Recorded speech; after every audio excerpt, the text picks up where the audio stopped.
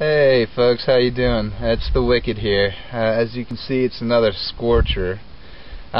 Speaking of scorchers, a couple days ago we're walking through the desert, and I swear to you it had to be about 110 degrees or so, and we're sitting there trying to muscle through it in the middle of the day, and I'm out front, and you know, all of a sudden Sisu and Rue come up behind, and they're like, "Hey Wicked," and I'm like, and they're like, "Hey, we're taking a break underneath this Joshua tree." You know, and so I decided to follow along, and couldn't do much of anything else really. I was feeling like quite the retard that I am. So yay! Yay! And we get to this Joshua tree, and sure enough, you know, the only habitant of the place would be the cow pie. You know, the local cow pie. It was great. And I fed him a couple Skittles, and we had a good conversation. Yeah, but we ended up hanging out there for most of the day, you know, cuddling with the cow pie and just, you know, hanging out. And sure enough, you know, the heat subsided, and there we were hiking again. And it's definitely been a roller coaster ride since. And it turned into Abba Sabba Day. Woohoo! Absolutely. It'll no longer be known as Memorial Day. It'll always, from here on out, be known as Abba Zabba Day. Because Abba Zabba is what gets you through. Just yell it to the gods, and you can do anything. Abba Zabba. Alright, I am Paparrazi. I'm here to tell the story of Ireland. It's a little restaurant in Kennedy Meadows. And you know, us hikers are always looking for good food, so we were anxious when we got there and pull up, and it's this damn guy's house. And we kind of all have the same look on our face, like, I don't know. And you go inside, and the West Coast term for methamphetamine is tweaker, and this place was a tweaker's paradise. And you look out the bathroom window, and there's just tweakers wandering in the back. So we go to get our food, and the menu's essentially useless because he doesn't have anything that's on the menu. So I essentially got a fried egg and tater tots. That's what we get. And a cup of coffee, and he was tweaking hard enough that when he went to pour my cup of coffee, he ended up pouring it through the table grape into my lap, not once but twice. Ouch. And anyways, so the whole time he's fixing, I guess you'd call it lunch or breakfast, he's got this dog wandering around in the back, or he's trying to find the dog. So all you hear coming out of the kitchen is, "Little bit! Little bit! Where'd you go? Where's a little bit?"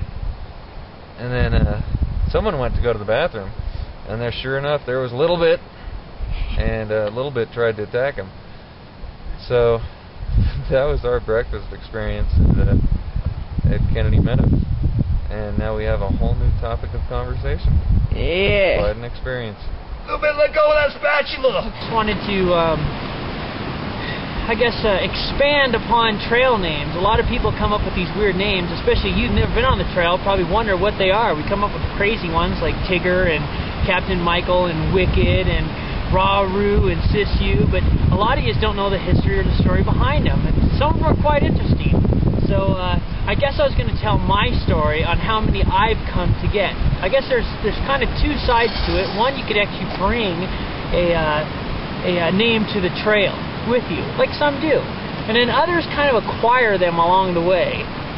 For instance, in my situation, my first name I came to get from a guy named Dr. Feelgood was known as Sergeant Sausage, and it come about because of I guess a half-witted joke on their part, but it was my unattentiveness it works to the conversation at hand, and it started in a town of Warner Springs where I was indulged in reading a book, or actually the trail guide, and I overheard a conversation in regards to these festivals that take place, and so kind of keeping on that note, not paying attention to the rest of the conversation. It reminded me of a festival that we had back in Seattle, and then they later on mentioned a sausage fest, not knowing at the time that they weren't particularly talking about a festival sausage fest. They were talking about the trails. sausage fest of all the guys that happen to be on the trail. And so, coming out of my book, I responded with the comment of, I like sausage fests. In fact, we have a big one up in Seattle, and I love to go to it. And then turning to look at all the faces of wonder and the giggles, that I finally got clued in. I connected the dots and realized they weren't talking about a festival sausage fest. They were talking about the trail sausage fest of all the guys on the trail. So that's how my first name came to be. It was Desert Sausage.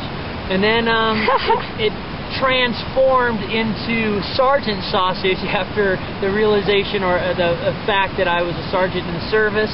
And then later I killed Sergeant Sausage, and then Wicked, or what was his name? Stitch resurrected me as Captain Michael, so I've come to become Captain Michael, of which I will continue to be as I progress north towards Canada. Alright, I'm Dave.